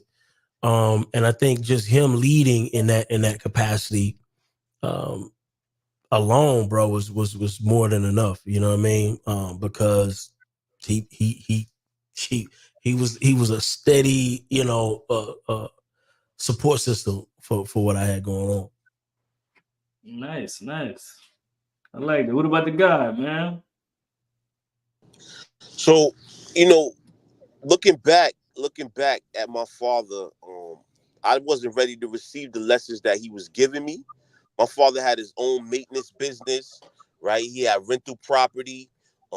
He actually he had a snow plow. He would shovel snow. He would cut hedges. He was just one of the most hustling men I knew. But as a kid, I was like, man, I didn't want to do that work. I wasn't interested in that work. I was kind of a nerd. I was into books and comic books and cartoons, stuff like that. So I wasn't ready to receive the lesson. But now, looking back, I received the lesson. I understand that you got to do all that you can do to add on to your family and to add on to the community. And I really appreciate the person that my father was, because it actually planted a seed in me for my future years. I like it. So what my dad did for me, man, shit. He's a master networker. He knows everybody. So he used to take us to all these events and all that. I'm meeting people. I don't even know who they are. They're in government. They work at the Capitol. You know what I'm saying? So a lot of people know my dad. A lot of people know me because of my dad. So that put me in better positions now today. So if I ever need something, I'd be like, hey, I'm O'Neal Parker. As soon as I said, Parker, you daddy this person? Boom, I'm in the dough. Little nepotism. Just like that. So I think it's very important to bring your kids around things like that. Put you in rooms and doors, make you shake hands, make you look in people's eyes, let them know your name. They know your name, not just, hey, that's your daddy's son or whatever it is. So things like that, I would say my dad taught me about life insurance at a very early age, 16, 17. I know all about that. I was getting my own policy. I got my own policy on my birthday when I turned 18. Same about bank accounts. Made my own bank account. Got a CD on my 18th birthday with certificate of deposit. Started working on my credit. Of course, black people never use credit cards. So once they say never use them, I had to figure out why. And that's when I got into business credit at like 22. I looked at the benefits of it, not just the negative, not just the negativity of it. Also taught me about taking risks, because he was the only African-American man to ever own a commercial building in downtown Lafayette of our area. It recently sold like 2 years ago. But anyway, he got presented the opportunity to buy it, creative finance. We're talking about 1998. Like, the man said, look, you can buy this building for $50,000. He didn't have the whole 50 at the time. I think he had maybe 20 something. he had to figure out how to get the other money. Creative finance, you know what I'm saying? An opportunity presented, commit to it now, figure it out after. So I learned that, you know what I'm saying? That's major. So it's just a lot of different things. So bring me around. I was just always around older people that had leadership, people that had power in the area. So that taught me how to network when I got older. It taught me how to talk more because I hate talking. So it taught me how to build relationships because he got a lot of relationships. So it just taught me a lot of different things, which is beneficial to me today. So I would say anybody that's here, you know, if you have kids, start bringing them around those situations. You know, you don't have to break down exactly what's going on, but once they keep going, they're going to start being intrigued about what's going on. Whether they like it or not, you got to take it. Because my daughter, That's she has a damn attitude. She's like, nah, I don't like people like that. Dog, listen, figure it out. We're going to have to figure it out later on because some of these people you all need later on. And they like to see kids grow up. They're like, oh, you Darby's daughter? Oh, man, I remember when you was knee-high to a grasshopper. Now you doing, okay, you doing what now? Okay, I know a couple people. Let me help you. Yeah, that's a fact. I love to see it. I love to see it. Like, I didn't know when I first enrolled in school down here. I went to John C. Smith University. It's HBCU. I would just shake your hands. I'm a people person. I love people. So I was going to all the executive offices just saying, hey, my name is Michael. You know, I'm a sophomore here at Smith, blah, blah, blah. They was impressed by that. The next thing you know, they linked me with the president of the school, and I got to meet the first black mayor of Charlotte. You know, he got a building named down here and everything. And I also met the second black mayor of Charlotte. So I got both of them, you know, connected with. So when I go to meetings or whatever, it's just like, hey, what's going on? How you doing? You know, oh, I remember you. Yeah, how's things going? And just keeping up with them. And then they connected me with a lot of people down here as well. So it's just like you got to pass that on because that's another form of nepotism, you know, just your connections. Absolutely. That's major, man. I'll say, you know, some more things my dad told me about is the biggest difference between wants and needs. If you really want to be successful in life in general, focus on what you need, not what you want. Because when you focus on what you want, you go broke because you're trying to buy shit you want. You ain't got the shit you need. Facts. And if you focus on the things that you need, you be straight. So that's why I was never like really big on designer shit because I know I don't need it. I'm big on buying Xbox, PS5, the brand new iPhone, all this brand new shit because that's not what I need. That's what I want. And if you focus on what you need, you can build it up and then you can always go get what you want later. And I just bought a lot of stock in Apple, so I hope y'all do need y'all iPhone, y'all next iPhone. I'm sorry, respectfully, you know what I'm saying? I just made a significant investment. I'm just saying, you know. Hey, keep it real, though, Byron. It's like it's not even a stock. I got to find this article, and I'm gonna send it to you in DM. It's not even a stock of Apple. You got to buy stock that of the people who create products for Apple phones, like the chips and stuff like that. Like send me some links. It's a company that builds like chips for Apple, and they stock just always go up. I forget what they call it, and I got. So don't Apple and Amazon. They buy all their stuff from certain people. Then after a while, they just buy the company out. Oh, for sure. Yeah, I know that. I listen. I bought some stock. I'm gonna give y'all some game real quick. It may be some game. It may be some bullshit. What made you buy Apple stock and not Amazon? Okay, so here's the thing. So I bought some Apple. I bought double down on Apple. Went heavy on Tesla. What else did I buy? So what made you just start? Just hey, let me go buy some stock. No, so it wasn't. And I bought some Nvidia stock. So here's the thing. Nvidia is AI. January, man.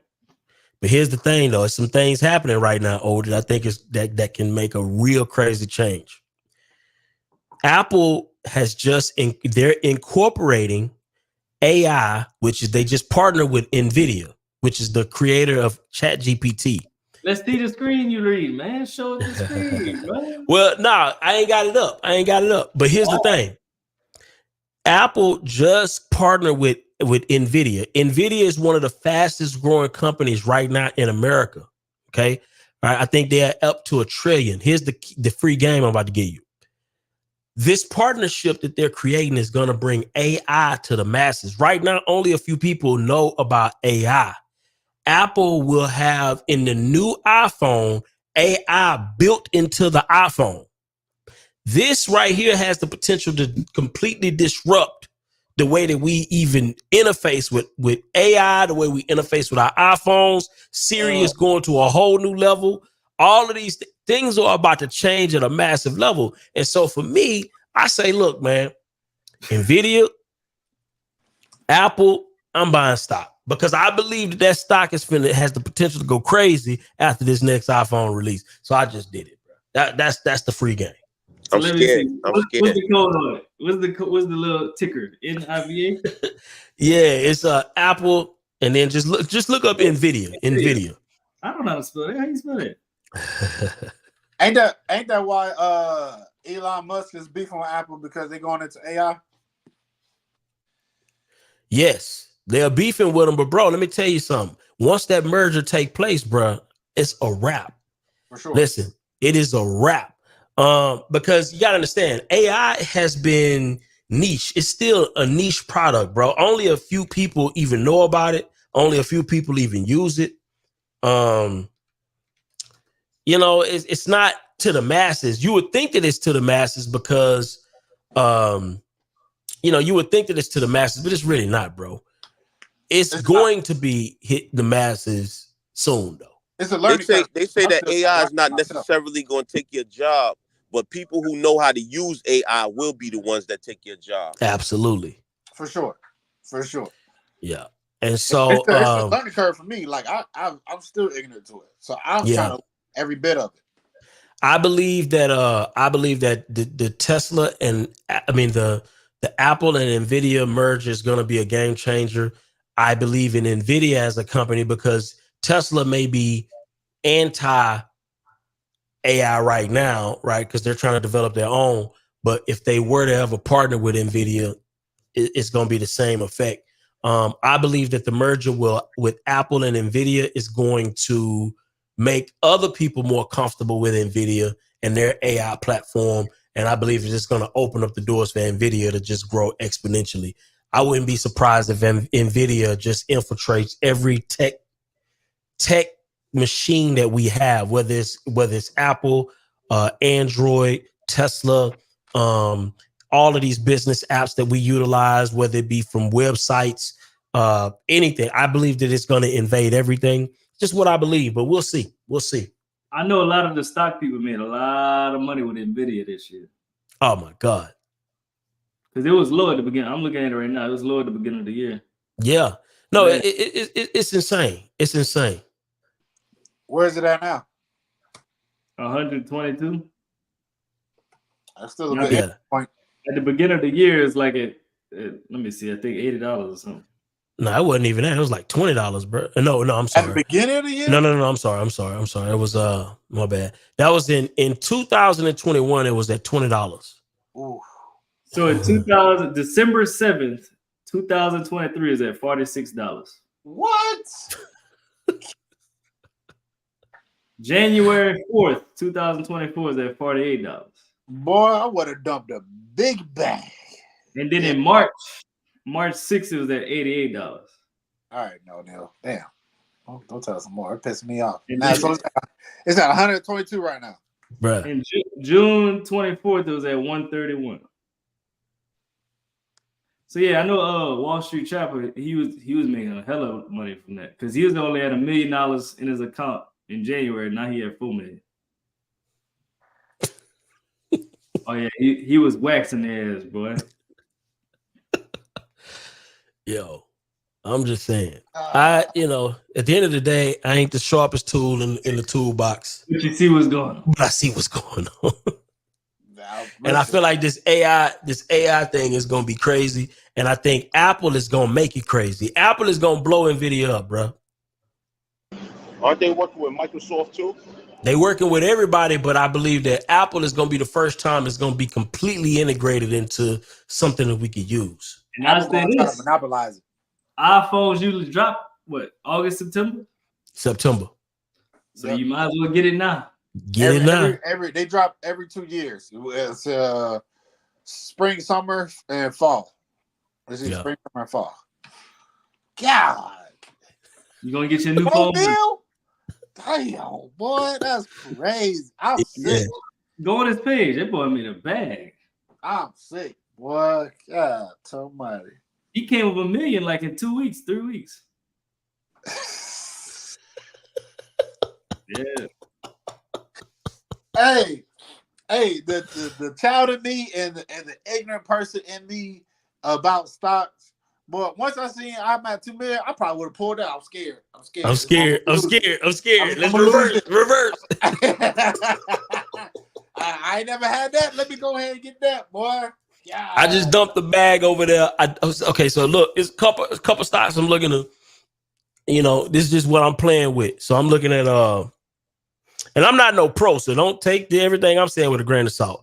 So I got me some Tesla, I got me some Apple, I got me some Nvidia. Obviously, I got other, diversified stocks, but those are boring. Who cares about those? My next is gonna be, I'm gonna give me some Google. I'm gonna give me some more Google.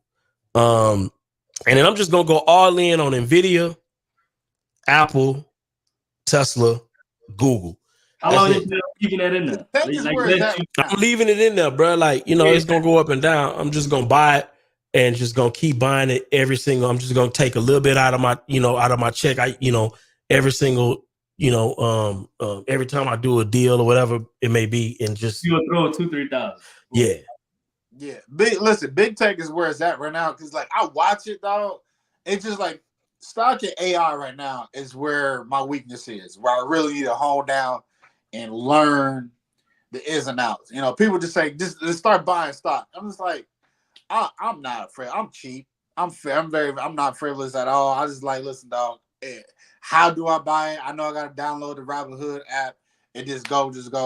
But I just want to learn how it goes up, how it goes down, what to read. I don't know about it. I ain't gonna lie. I'm not a tech. I'm not a stock. That's my experience. Yeah, I'm not a stock guy. I've always had stock, but I wouldn't consider. I'm a real estate guy. So I would say take advice from me on real estate. But I think that stock is just one of those things. I think it's phenomenal because it's just another investment vehicle, bro. I've always made money, so why not? Stock is like real estate. If you like it or not, you need to have it.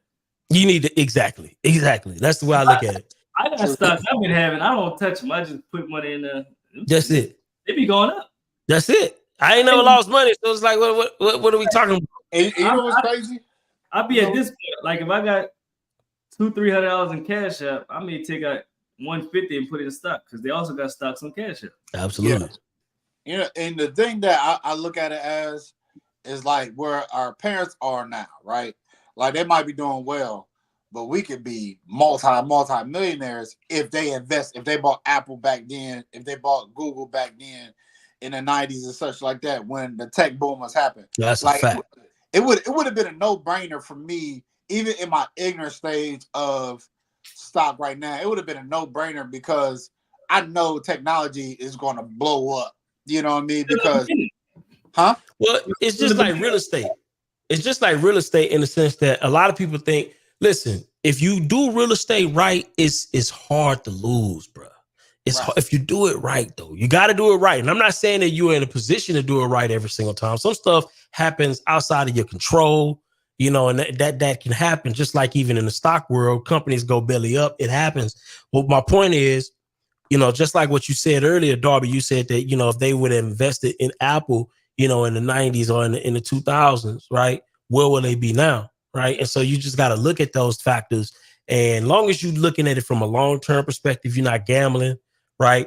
It's hard to lose money when you're looking at it from a long-term perspective instead of just a gambling perspective. And that's with a lot of investments, not just real estate, not just stocks, but a lot of things, man. You stick to it long enough, you allow it to grow.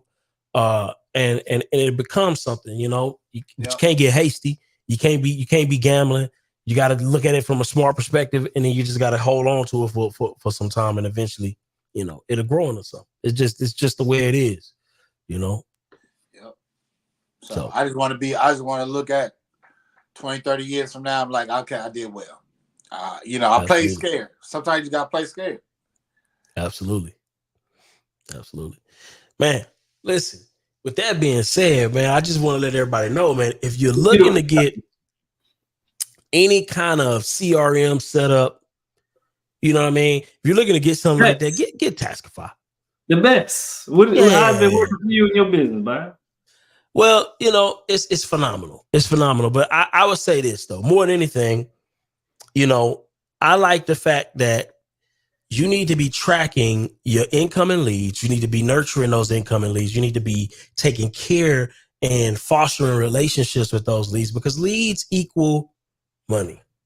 Leads equal money.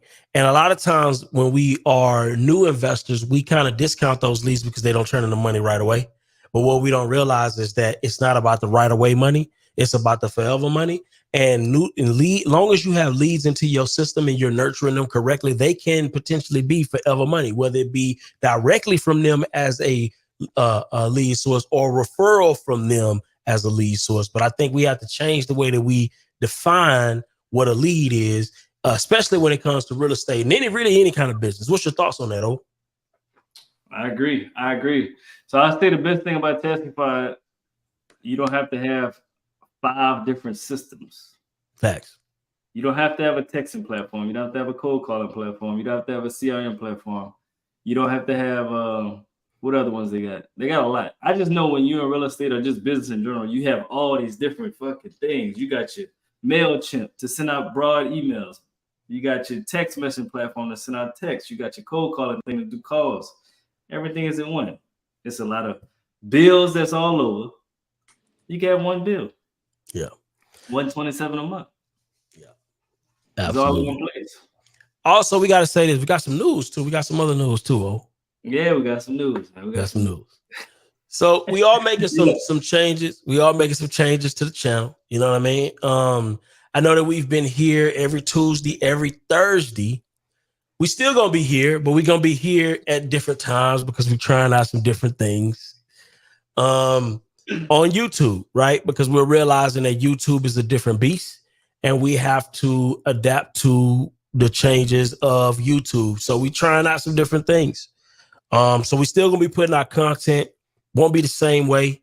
So don't be surprised if you see things that are a little bit different. You know, we're trying out some different things based on what we believe is gonna be successful in this particular space. What's your thoughts on that, O? You want to add something to that? That's what it's gonna be. Yeah. It's not gonna be Tuesdays and Thursdays as much as it was. Yeah. We still gonna be putting it out, you know. Absolutely. And there's a lot with it too. You know, our business are in high demand right now too. At the same time. Yeah. And of course, still want to put out content too. It's just I don't know, something different. Yeah. Something new. Might be twice a month. Yeah. But a lot of good content though. Absolutely. But you know, that's really about it. Just we got some changes happening. We just wanted to let y'all know. Absolutely. Any final words? Man, with that being said, man, dang, I enjoyed today though. I enjoyed today. I had a great conversation, you know, great time. It was cool, man. Sleepy Joe. Yeah, man. Now I'm finna go play in this dirt. Somebody said, what are we saying? Yeah, so what are we saying? So basically, we just changing our format. We're gonna be still putting our content, but it's not gonna be as, you know, like it's not gonna be Tuesdays and Thursdays. Tuesday and Thursday. Like yeah, it's just gonna be random. We just gonna be putting content out. We testing a lot of things to see what works best for the channel. So that's what it is. Still putting our content, still gonna be here, but we just kind of mixing it up. We're gonna be posting. I know myself, I'm gonna be posting more videos. Yeah. Me actually at houses, at construction projects, breaking it down. So y'all can see that too. Yeah. Might post a video this week. Huh? We'll see. I might post a video this week. We'll see. Absolutely. Yeah, that's it though. What's going on? Anybody else? Y'all got Darby, you got any final words, man? The guy, you got any final words? Play scared, get knowledgeable about politics, and progress yourself. Always, always, always. Just progress yourself. You know, don't be stagnant and don't be ignorant. I like it. The guy, you got something, man? Your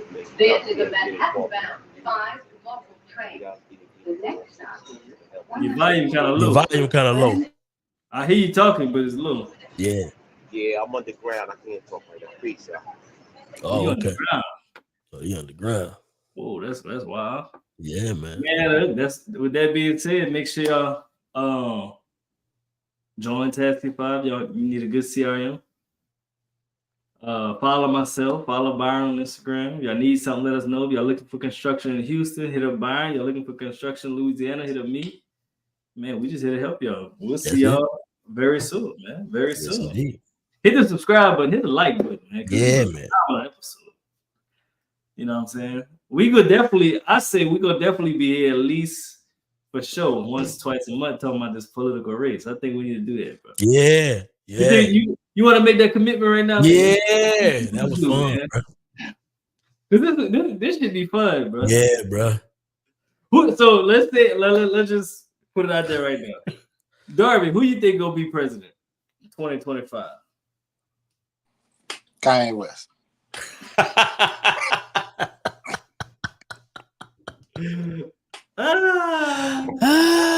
Who you think? Who you think gonna win? Shucks, man. I would just go with Sleepy Joe. Dog. You think Joe gonna win? You think Joe gonna get it? Yeah, I think. Okay. Because we gonna run this back. You know what I'm saying? November. Oh, run it back. And I'll be pissed if you lose. I'll be on here like. Yeah, you claimed it. Listen, I ain't mad at taking my L's. I take my L's to the chin, but I'll be just sitting here pissed off. Just going by the energy, going by what the people like. I think Trump gonna pull it off, bro. Yeah. What you think, Byron? Yeah, Trump gonna get it, bro. So I think we need to go back. Keep this recording right here. Biden's gonna steal it. He's gonna steal the election again. He's gonna steal it again. Oh wow! Somebody say Kamala. I think he will win. It's gonna be a lot of pushback after he do. He stole votes, all kind of, you know. Oh yeah. Oh, the machines was rigged. It was rigged. It was rigged in 3 states. Hey, so listen. We gotta recount the votes. You know what I'm saying? To help y'all's out, to help y'all's views and get more attention, the focus is going to be on Georgia this year. Again, it's going to be on Georgia, and potentially North Carolina. Georgia was heavy. Georgia was heavy as hell last year, only because Georgia was a red state for a long time. But it did, once the Obama era happened, that they became a purple state, and then it just became a blue state because all the stuff that was going on, like George Floyd, stuff like that was going on. But Georgia's gonna be the swing state to make a decision, guaranteed. We're gonna see, man. I'm excited. I ain't never been involved into no political rate, whatever you want to call it, until now. Yeah, I'm all in tune, man. We're gonna see, man. With that being said, who you said, Byron? You know Trump gonna walk this thing, right? Come on, bro. All right, man. With that being said, man, we out, man. We'll see y'all. Peace. Hey, what's up, everybody? A lot of people struggle in their business when it comes to real estate or just any business in general. Reason being because they probably using a pen pad, Excel sheet. You got to realize you got to treat your business like a business. Make sure you check out Taskify CRM. It's a CRM system. It texts and drips campaign, email. You can actually sign contracts within your CRM. I use Taskify CRM. If you want to check out the CRM that I use right now, make sure you check out that QR code, scan it with your phone. It'll show you inside of what we're using today. If you want to take your business to the next level, check out Taskify CRM. Peace.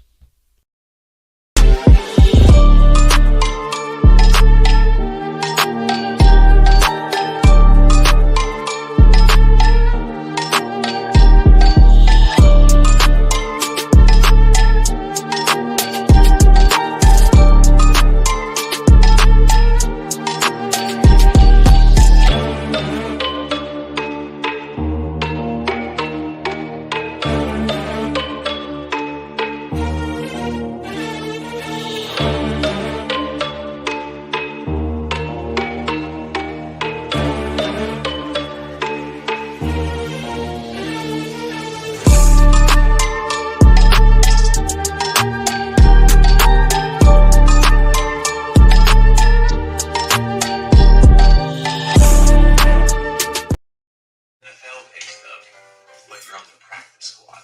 The active roster check is coming, but I wanted you to see the practice squad on